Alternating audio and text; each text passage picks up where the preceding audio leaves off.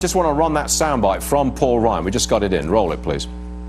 Again, to the world of the country, we stand by our NATO allies and all those countries who are facing Russia aggression. How many times have I stood up here and told you what I think about Vladimir Putin? Vladimir Putin does not share our interests. Vladimir Putin does not share our values. We just conducted a year-long investigation into Russia's interference in our elections. They did interfere in our elections. It's really clear. There should be no doubt about that. It's also clear that it didn't have a material effect on our elections. But as a result of that, we passed tough sanctions on Russia so that we can hold them accountable. I understand the desire and the need to have good relations. That's perfectly reasonable. But Russia is a menacing government that does not share our interests, and it does not share our values. And I think that should be made very, very clear.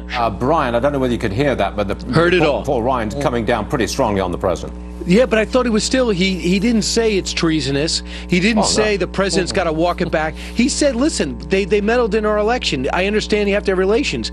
All the president has to do is respond directly. You could also say this. The president spoke in a press conference of 45 minutes. You didn't like 3 to 6 lines of it.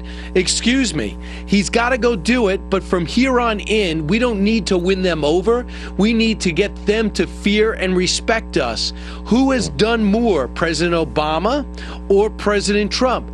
And guess what one of the complaints for Vladimir Putin was? That the NATO has built up to a point where they're even closer to their border than ever while pouring in more money. One of Putin's complaints is actually a reaffirmation of Donald Trump's policies.